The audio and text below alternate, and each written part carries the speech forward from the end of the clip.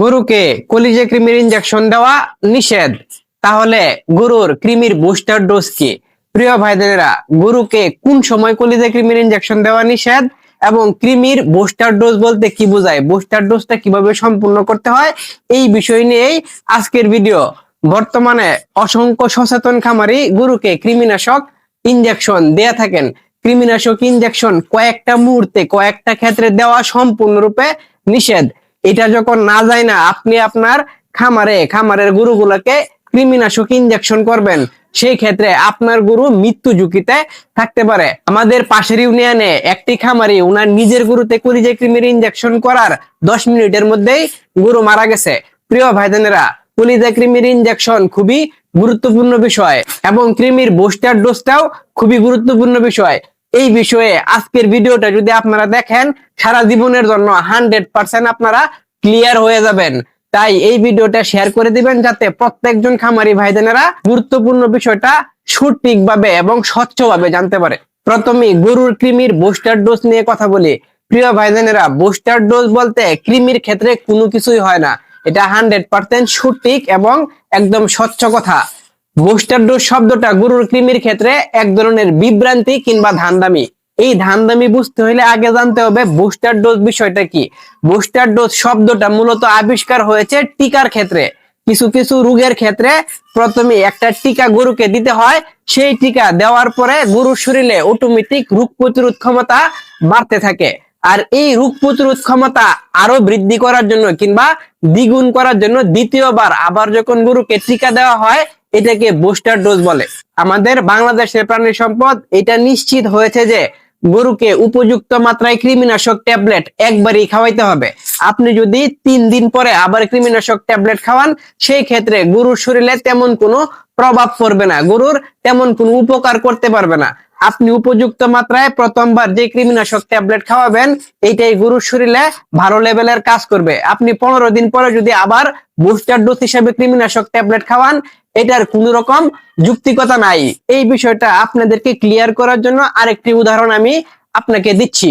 উদাহরণস্বরূপ আপনি মনে করে নেন, এরকম একটি 200 কেজি ওজনের গরুর পেটে 200টি কৃমি আছে। এখন প্রতি 70টি কৃমি মারতে হলে একটি কৃমিনাশক ট্যাবলেটের প্রয়োজন হয়। এখন 200টি কৃমি যদি আপনি মারতে চান, তাহলে এই গরুকে 3টি কৃমিনাশক ট্যাবলেট একত্রে খাওয়াইতে হবে। একত্রে যদি 3টি কৃমিনাশক ট্যাবলেট একত্রে খাওয়ায় ফেলেন, তাহলে তার পেটে যে 200টি জীবিত কৃমি থাকবে, এগুলা মরে যাবে। তাহলে 3 দিনের দিন আবার তাকে কৃমিনাশক ট্যাবলেট খাওয়ানোর কোনো যুক্তিকতা নাই, কিংবা 15তম দিন আবার তাকে কৃমিনাশক ট্যাবলেট খাওয়ানোর কোনো যুক্তিকতা নাই। যদি আপনি খাওয়ান, সেই ক্ষেত্রে শুধুমাত্র আপনার অর্থ নষ্ট, এবং যিনারা আপনাকে বলবে আবার কৃমিনাশক ট্যাবলেট খাওয়ায় বুস্টার ডোজ দিতে হবে, এটা সম্পূর্ণরূপে প্রতারণা। তাহলে মাশাআল্লাহ আপনারা বুঝে গেছেন, উপযুক্ত মাত্রায় গরুকে কৃমিনাশক করলে 1 দিন পর, 3 দিন পর, 7 দিন পর কিংবা 15তম দিন কোনো রকম বুস্টার ডোজ করতে হয় না।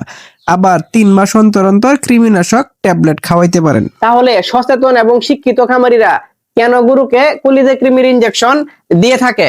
প্রিয় ভাইজানেরা, কলিজা কৃমির ইনজেকশনটা দেওয়া হয়, গরুকে যে কৃমিনাশক ট্যাবলেটটা খাওয়ানো হয়, এই কৃমিনাশক ট্যাবলেট গরুর কলিজার কৃমি সম্পূর্ণরূপে দমন করতে পারে না। এই জন্য কলিজা কৃমির ইনজেকশনটা শিক্ষিত এবং সচেতন খামারিরা দিয়ে থাকেন। তবে কলিজা কৃমির প্রয়োগ নীতি ভুল জানার কারণে অনেক সময় আপনার খামারের ক্ষতি হইতে পারে।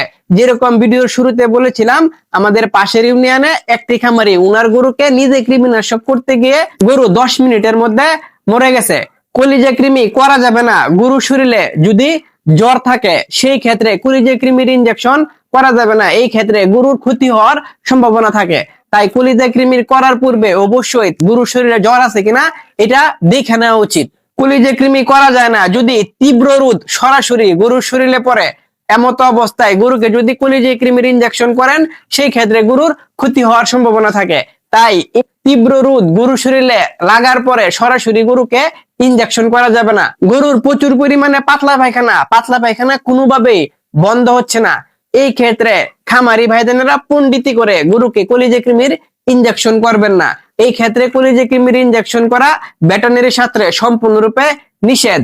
যদি কলিজা কৃমির ইনজেকশন করতে হয়, এই ক্ষেত্রে একজন অভিজ্ঞ ভেটেরিনারি ডাক্তারের সাথে পরামর্শ করে ইনজেকশন দেওয়ার উপযুক্ত হলে দেওয়া যেতে পারে।